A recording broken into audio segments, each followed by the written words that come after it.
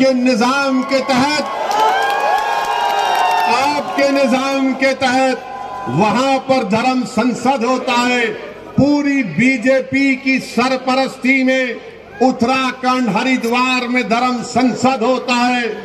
नरेंद्र मोदी के आशीर्वाद से, अमित शाह की ताईद से और योगी की पूरी भरपूर हिमायत से उत्तराखंड में धर्म संसद में इस बात का ऐलान किया जाता है कि जिस तरह म्यांमार में रोहिंग्या मुसलमानों को उनको मुल्क से निकाल दिया गया, उसी तरह भारत के मुसलमानों का हशर करने की बातें की जाती है। कहा जाता है कि 20 लाख मुसलमानों का कत्ल कर दिया जाए, मगर आपको जानकर हैरत नहीं होगी, आपको ताज्जुब भी नहीं होगा कि जब मुसलमानों को कत्ले-आम की दावत दी जाती है, मुसलमानों को बर्बाद करने की बातें की जाती हैं, तो किसी एक को भी उत्तराखंड की हुकूमत ऐसी बुज़दिल और मुखन्निस हुकूमत है कि इन धर्म संसद में इस तरह की नफरत की बातें करने वालों के खिलाफ एक को भी गिरफ्तार नहीं किया जाता। और जो जहर उगल रहे थे वो उल्टा पुलिस के पास जाकर कुरान करीम अल्लाह के कलाम के ताल्लुक से एफआईआर दर्ज करते हैं और इंस्पेक्टर साहब के सामने हंसते हुए मुस्कुराते हुए बात कर रहे हैं। ये भारत है जिसको आपको समझना है, ये वो भारत नहीं है जिसको हमारे बुजुर्गों ने अंग्रेजों से आजाद करवाया था। ये जो मौजूदा भारत है ये वो भारत नहीं है जिसको सन 57 की जंग आजादी में हमारे बुजुर्गों ने अपने खून से सरजमीन को लाल किया था। अगर हमने इस मुल्क को आजाद किया, इसमें बढ़ चढ़कर हिस्सा लिया, हमने काला पानी की सजा काटी, हमने सावरकर की तरह अंग्रेजों से अपनी जान की भीख नहीं मांगी, तो आज हमारे वतन में हमको धमकियां दी जाती हैं कि तुम्हारा कत्लेआम किया जाएगा, तुमको रोहिंग्या मुसलमानों की तरह तुम्हारा हाल कर दिया जाएगा। अरे कौन सी जमहूरियत की तुम बात कर रहे हो? कौन से संविधान की मोहब्बत में तुम काम कर रहे हो कि एक को भी गिरफ्तार नहीं करते, एक को भी गिरफ्तार नहीं करते? बताओ नरेंद्र मोदी, बताओ अमित शाह, बताओ उत्तराखंड की बीजेपी की सरकार, आज तुम्हारी नाक के नीचे खड़े होकर भारत की सबसे बड़ी अक़लियत मुसलमानों से इस तरह की धमकियां दी जा रही है और कोई हुकूमत कोई बात नहीं करती। सबसे पहले अगर उत्तराखंड में किसी ने इन जालिमों के खिलाफ अगर कंप्लेन दी तो उसका नाम नैयर काज़मी मजलिस इत्तेहादुल मुस्लिमीन के सदर थे। उन्होंने जाकर पुलिस स्टेशन में कंप्लेन दर्ज कराई। अब नैयर काज़मी मुझसे कह रहे थे कि उत्तराखंड में जगह जगह पर उसके खिलाफ एहतजाज हो रहा है, तो उत्तराखंड की बीजेपी की सरकार नैयर काज़मी के पास अपने लोगों को भिजाकर कहती है कि नैयर काज़मी, अगर तुम एहतजाज को बंद नहीं करोगे तो हम तुमको जेल में डाल देंगे। मैं उत्तराखंड की सरकार से कहना चाह रहा हूं, जेल में डालना है डाल दो, मगर याद रखो तुम हक की आवाज को दबा नहीं सकोगे। अगर आज नैयर काज़मी ने कंप्लेन दी तो भारत के संविधान को बचाने के लिए कंप्लेन दी। अगर आज मजलिस आवाज उठा रही है उत्तराखंड के धर्म संसद में जो जहर अफशानी की गई इसलिए कि भारत को बचाना है, ये भारत जो हमारा देश है, हमारा वतन अजीज है, इस भारत का कोई मजहब नहीं है। ये भारत ना हिंदुओं का है, ना मुसलमानों का है, ना ईसाइयों का है, ना सिखों का है। ये भारत किसी का भी नहीं है, ये भारत सबका है, चाहे वो खुदा को मानता हो या ना मानता हो। ये भारत की खूबसूरती है। बीजेपी इसको सिर्फ एक मजहब से जोड़कर ये बताना चाहती है कि ये मुल्क सिर्फ एक मजहब का है या एक आरएसएस की आइडियोलॉजी के मानने वालों का है। आरएसएस वालों, तुम क्या एक मिसाल पेश कर सकते हो कि मुल्क की जंग आजादी में तुम्हारे कौन से लोगों ने अंग्रेजों के खिलाफ आजादी में हिस्सा लिया? क्या तुम्हारे किसी एक लीडर का तुम नाम बता दो। अरे तुम तो अंग्रेजों से मिले हुए थे। तुम्हारे उस वक्त के सरसंघचालक ने कहा था,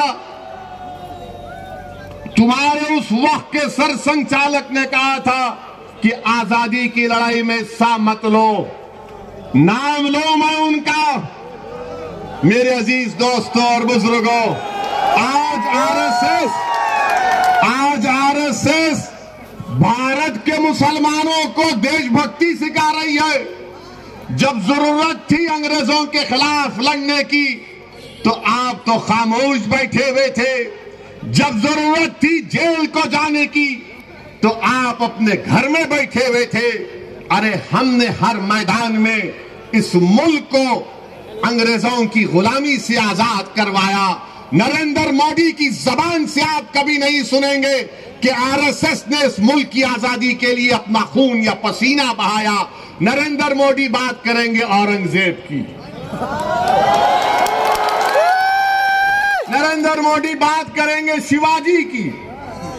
नरेंद्र मोदी कभी बात करो सन 57 की जंग आजादी में।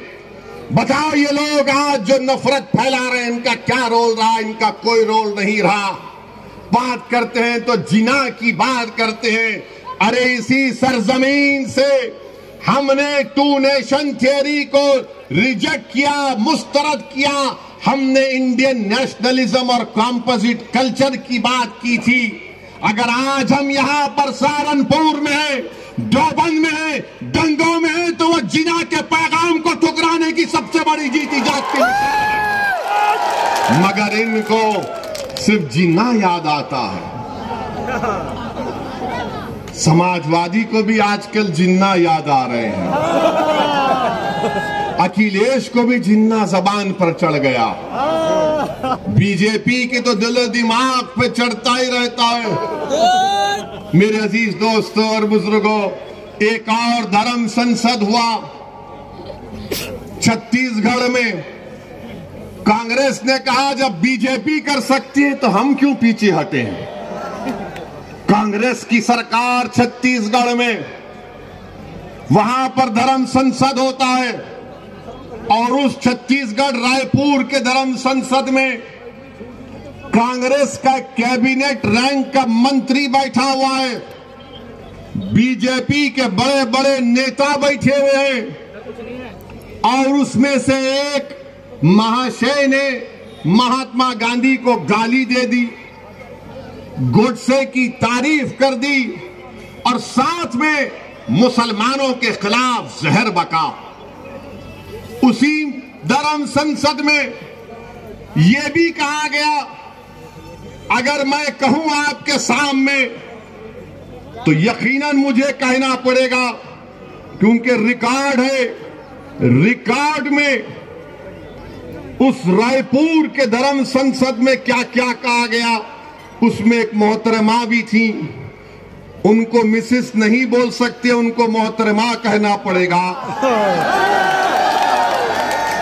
मैडम ने कहा मैडम ने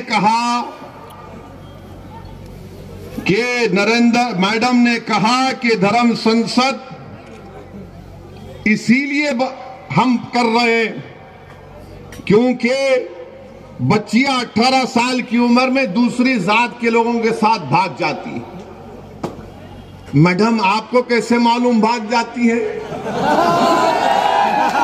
और फिर मैडम ने कहा कि धर्म संसद इसलिए कर रहे हैं, हमारे दलित भाइयों से कह रहा हूं, हमारे पिछड़े समाज के हमारे हिंदू भाइयों से कह रहा हूं, वो कह रही हैं कि इस मुल्क में रिजर्वेशन को खत्म कर देना चाहिए। ये मैडम ने कहा।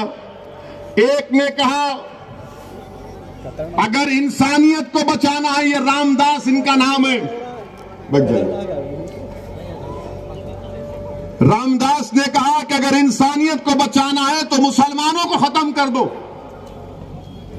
अगर वो बात असदुद्दीन ओवैसी आज उसका 5% भी कहता तो जितने मंच पर लोग बैठे हुए, 2 घंटे में पूरे थानेदार हमको लेके चले जाते, अपना दामाद बना लेते जेल में। रामदास कह रहे कि इंसानियत को बचाना है तो मुसलमानों को खत्म कर दो, दामाद बने। और एक मोहतरम कह रहे कि अब हमको हिंदू राष्ट्र बनाना है। ये कांग्रेस की सरकार है, कांग्रेस बीजेपी दोनों बैठे हुए, मगर केस किस पर बुक हुआ?